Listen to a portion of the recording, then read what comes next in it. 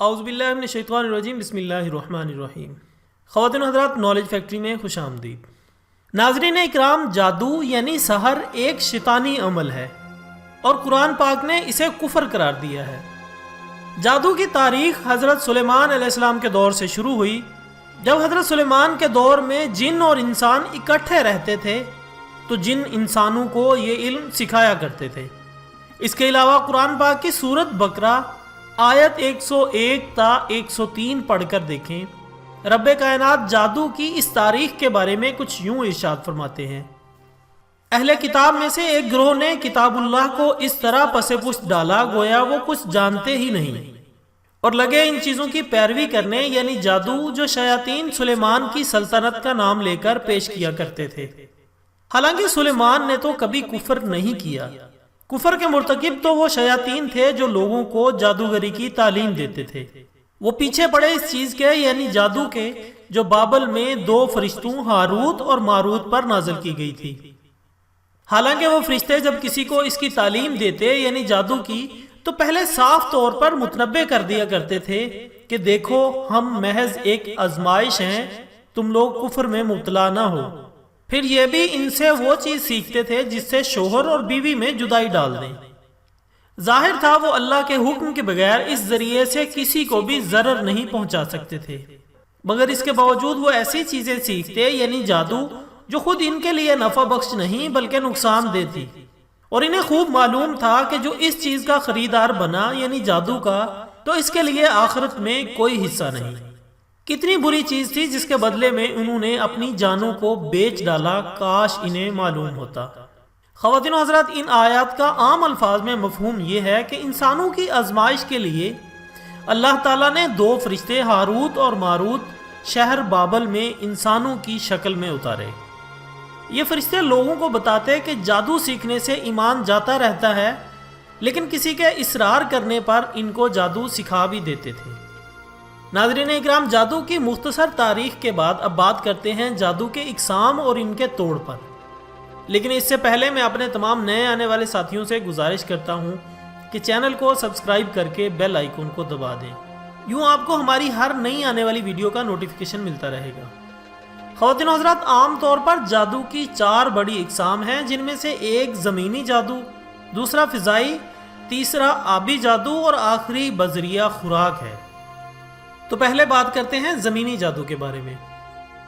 ناظرین اکرام، زمینی جادو کرنے کے لیے جادوگر انسان نما پتلا بنا کر اسے سوئیاں لگاتے ہیں، پھر سفلی علوم پڑھنے کے بعد زمین میں دفن کر دیتے ہیں۔ اس کے علاوہ مطلوبہ شخص کا پاؤں جہاں پر لگا ہو وہاں سے مٹی اٹھا کر اس پر بھی جادو کیا جاتا ہے۔ اس طرح کچھ جادوگر اپنے مخالف کے بال یا کپڑا لے کر ان پر بھی جادو کرتے نظر آتے ہیں۔ بعض اوقات تو کنکریوں یا مٹی پر دم کر کے اسے مخالف کے گھر میں پھینک دیا جاتا ہے۔ اس کے ساتھ ساتھ زمینی جادو کیلوں پر بھی کیا جاتا ہے۔ جادوگر کیلوں پر پڑھائی کرنے کے بعد اسے زمین میں ٹھونک دیتے ہیں، جس سے مخالف کو اذیت پہنچتی ہے۔ خواتین و حضرات، جادو کی دوسری قسم ہوائی جادو ہے۔ اس سے ہوا میں جادو کے جنات چھوڑ کر مطلوبہ شخص کو نقصان پہنچایا جاتا ہے۔ یہ جنات کے ذریعے مخالف کے جسم میں سوئیاں پیوست کی جاتی ہیں یا درخت وغیرہ پر تعویذ باندھ کر مخالف کو اذیت دی جاتی ہے۔ ناظرین اکرام، اس کے علاوہ جادوگر ہانڈی کا ایک نہایت خطرناک عمل کرتے ہیں۔ یہ ہانڈی میں گوشت ڈال کر اسے چولہے پر رکھ دیتے ہیں اور پڑھائی شروع کر دیتے ہیں۔ جادو کے جنات اسے اٹھا کر مطلوبہ جگہ پر گراتے ہیں، جس سے بہت نقصان ہوتا ہے۔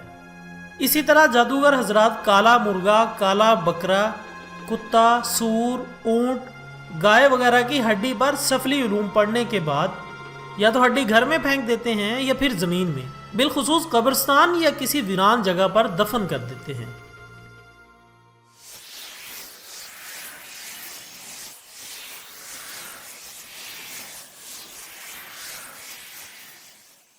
خواتین و حضرات، جادو کی تیسری قسم آبی جادو ہے۔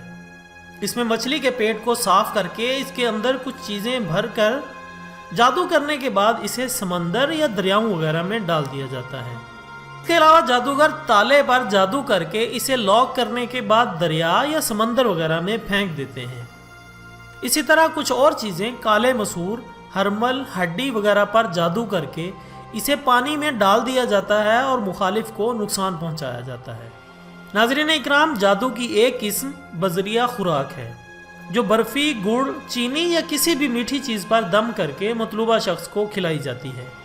یہ عمل گوشت، سبزی اور دیگر خوردنی اشیاء پر بھی کیا جاتا ہے اور مخالف کو کھلا کر مطلوبہ نتائج حاصل کیے جاتے ہیں۔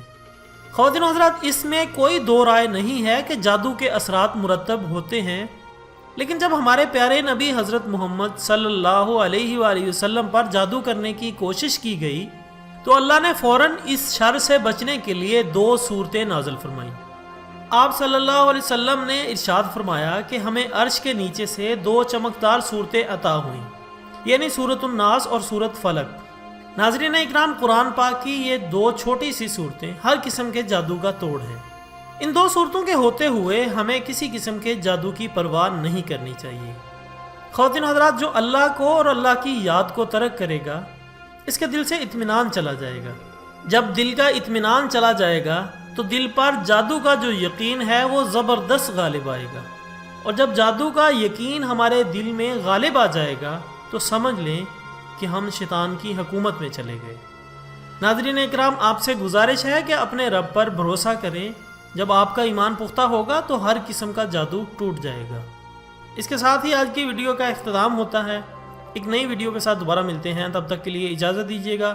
اپنا دوستوں، رشتہ داروں اور گرد و نواح کے تمام لوگوں کا بہت خیال رکھیے گا۔ اللہ حافظ۔